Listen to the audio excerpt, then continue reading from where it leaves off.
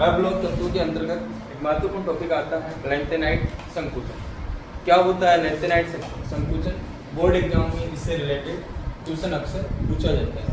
उसके संदर्भ में समझ लेते हैं इस वीडियो के माध्यम से कि लेंथेनाइट संकुचन क्या है, कौन कौन से ऐसे फैक्टर हैं जो इसको प्रभावित करते हैं।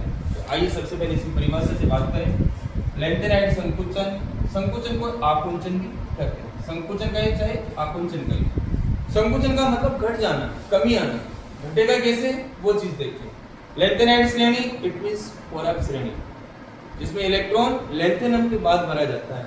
तो लेंथेनाइट श्रेणी में बाएं से दाईं ओर जाने पर परमाणुवीय त्रिज्या होती है, एटॉमिक रेडियस, परमाणुवीय त्रिज्या में कमी आती है और उस कमी को ही कहते हैं लेंथेनाइट संकुचन या लेंथेनाइट आकुंचन। अब बात करें कि कौन से फैक्टर हैं जो इसको इफेक्टेड करेंगे, प्रभावित करेंगे। तो लेंथेनाइट आकुंचन की व्याख्या, परमाणुवीय त्रिज्या को दो फैक्टर जो है वो इफेक्ट करते हैं। दो कारक कौन कौन से हैं? पहला कारक होता है प्रभावी नाभिकीय आवेश, इट मींस जेड इफेक्ट। नाभिक में धनावेश बढ़ेगा, जेड इफेक्ट प्रभावित होगा। और दूसरा कारक होता है परिरक्षण प्रभाव, इट मींस सिग्मा। बात करें अभी सिग्मा, पहले टॉपिक लेते हैं प्रभावी नाभिकीय आवेश। 4f श्रेणी में बाएं से दाईं ओर जाने पर नाभिक में प्रोटॉन की संख्या बढ़ती है। प्रोटॉन की संख्या बढ़ेगी तो नाभिक में धनावेश बढ़ेगा, पॉजिटिव चार्ज बढ़ेगा। धनावेश बढ़ने से क्या होगा? जेड इफेक्ट बढ़ेगा, प्रभावी नाभिकीय आवेश में वृद्धि होगी और बाह्यतम इलेक्ट्रॉन को अपनी ओर अट्रैक्ट करेंगे, अपनी ओर आकर्षित करेंगे। अपनी ओर आकर्षित करेंगे तो इलेक्ट्रॉन क्या होगा? थोड़ा अंदर आ जाएगा। आकर्षित करता है जो आकार को घटाने का प्रयास करेगा। सीधा सा संबंध है, जब भी प्रभावी नाभिकीय आवेश बढ़ेगा बाह्यतम कोश के इलेक्ट्रॉन को थोड़ा अंदर खींच लेगा, आकार घट जाएगा, आकार में कमी हो जाएगी। क्लियर? अब इसके बाद अगले टॉपिक की बात करें, परिरक्षण प्रभाव। रक्षण का मतलब रक्षा करने वाला, एक तो खींचने वाला, दूसरा धकेलने वाला। धकेलने वाला जो प्रभाव है वो परिरक्षण प्रभाव कहलाता है, जिसको हम सिग्मा से प्रदर्शित करते हैं। देखिए बात करें परिरक्षण प्रभाव की। 4f श्रेणी में इलेक्ट्रॉन कहां भरेंगे? n-2 f में।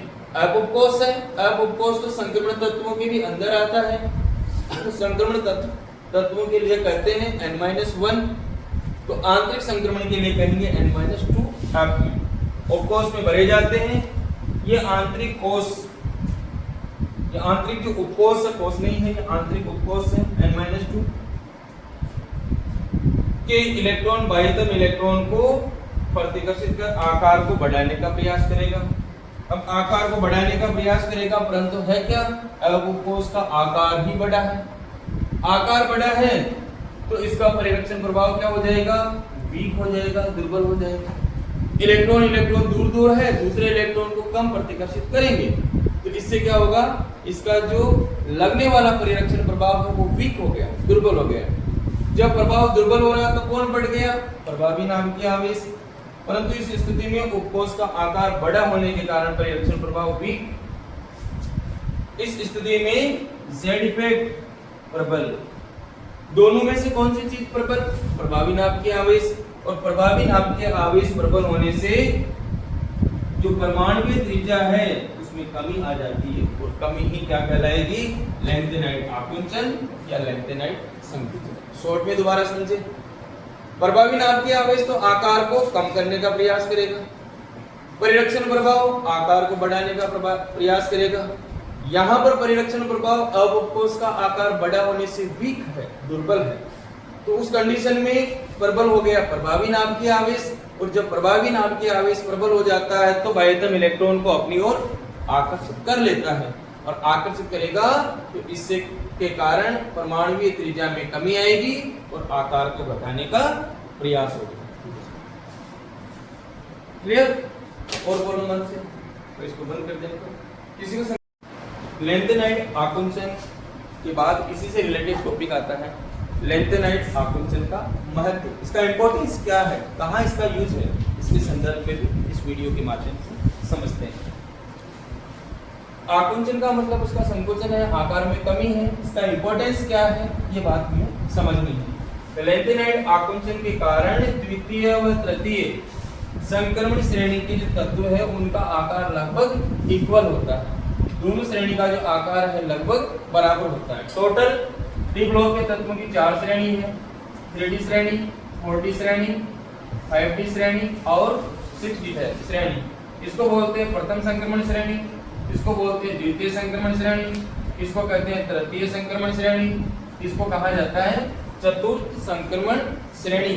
हमें कंपैरिजन करना है इन दोनों के बीच में, मतलब 3D दूसरी संक्रमण श्रेणी और तीसरी संक्रमण श्रेणी के संदर्भ में बात की जाए तो 4D और 5D श्रेणी के तत्वों के संदर्भ में कंपैरिजन करना है कि क्या इसका इंपॉर्टेंस है, क्या इनका महत्व है। क्योंकि 5D श्रेणी के 5D उपकोष में इलेक्ट्रॉन भरने से पहले 5D में जब इलेक्ट्रॉन भरना है तो इससे पहले इलेक्ट्रॉन भरा जाएगा 4f उपकोष में। पहले 14 इलेक्ट्रॉन 4f उपकोष में फिल किए जाते हैं, भरे जाते हैं।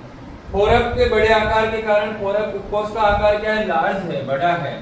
बड़े आकार के कारण इन इलेक्ट्रॉनों का जो सिग्मा है परिरक्षण प्रभाव है वो वीक हो जाता है, दुर्बल हो जाता है और परमाणुीय त्रिज्या को कम कर देता है। तो परमाणुीय त्रिज्या उसकी कमी हो जाती है और द्वितीय व तृतीय संक्रमण श्रेणी के तत्वों का आकार लगभग इक्वल होता है, लगभग बराबर होता है। एग्जाम्पल की बात करें, 2 तत्व ले लेते हैं जिसमें पहला तत्व जिरकोनियम और उसी के नीचे वाली श्रेणी का तत्व है हाफनियम। जिरकोनियम की जब बात की जाए कि इसकी परमाणुीय त्रिज्या कितनी है तो इसकी परमाणुीय त्रिज्या की वैल्यू दे रखी है 160 पिकोमीटर और इसी प्रकार से हाफनियम की जो परमाणुीय त्रिज्या है वो दे रखी है 159 पिकोमीटर, लगभग इक्वल है।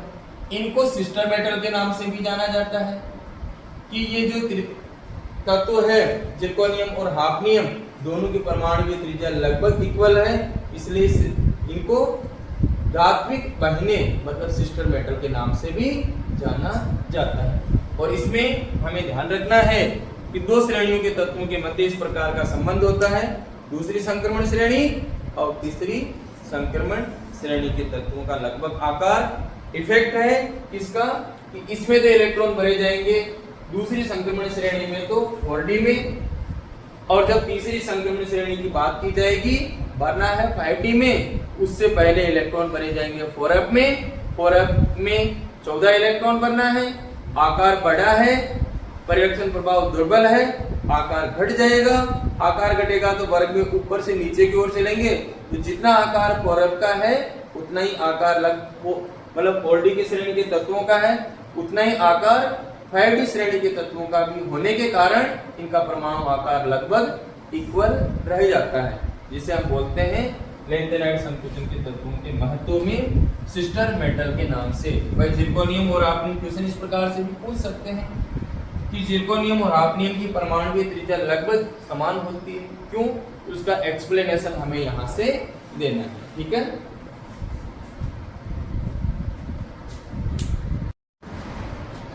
अब ब्लॉक के तत्वों के संदर्भ में एक महत्वपूर्ण टॉपिक जिससे संबंधित भी एग्जाम में अक्सर बोर्ड एग्जाम में क्वेश्चन पूछा जाता है और वो टॉपिक है ऑक्सीकरण अवस्था, ऑक्सीडेशन स्टेट।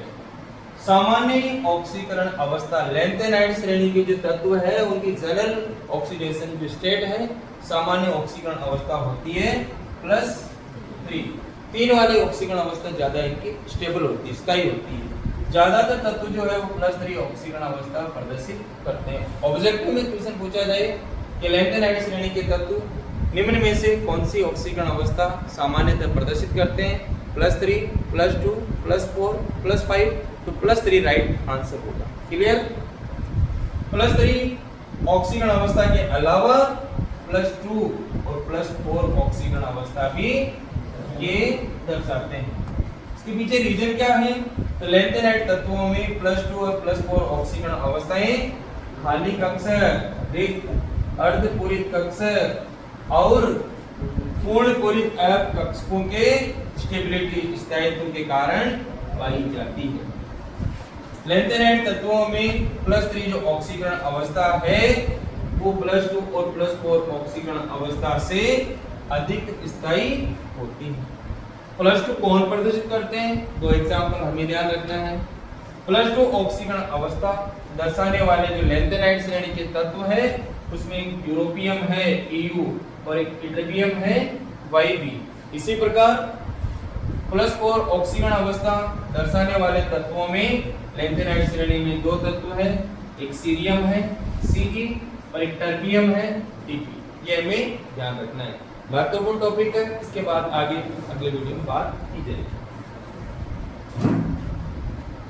ठीक है बेटा, ऑक्सीकरण अवस्था से रिलेटेड आप लोगों की जो तत्व है उसमें एक छोटा सा पार्ट है, उसको भी हमें ध्यानपूर्वक समझना है क्या कि यूरोपियम और इटरबियम EU और YB अपचायक है, इसके पीछे हमें समझना है।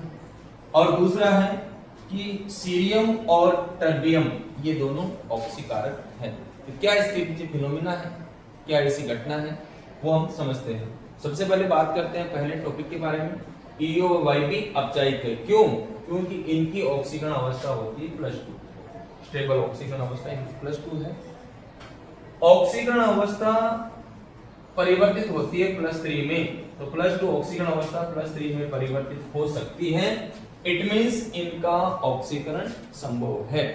+2 ऑक्सीकरण अवस्था में EU है, इलेक्ट्रॉन त्यागेगा और परिवर्तित हो जाएगा +3 ऑक्सीकरण अवस्था में। इट मींस इनका ऑक्सीकरण संभव है, इसलिए ये बिहेव करेंगे अपचायक के रूप में। अगली बात करते हैं हम सीरियम और टर्बियम के रेफरेंस में, Ce और Tb। ऑक्सीकारक है, ये ऑक्सीकारक है। अब ऑक्सीकारक क्यों है ये भी समझ लेते हैं। क्योंकि इनकी ऑक्सीकरण अवस्था +4 है, जो परिवर्तित हो रही है +3 में। कैसे परिवर्तित हो रही है? इनका अपचयन हो रहा है। ऑक्सीकरण तो कब होता है ये भी समझ लीजिए, जब ऑक्सीकरण अंक में वृद्धि होती है। और अपचयन कब होता है? जब ऑक्सीकरण अंक में कमी होती है। अगर ऑक्सीकरण होगा तो वो अपचयन की भांति बिहेव करेगा, अगर अपचयन होगा तो ऑक्सीकारक की भांति व्यवहार करेगा। ये हमें अच्छे से समझकर माइंड में सेट रखना है। ऑक्सीकरण इट मींस अपचयन की भांति व्यवहार करेगा, अपचयन इट मींस ऑक्सीकारक की भांति व्यवहार करेगा।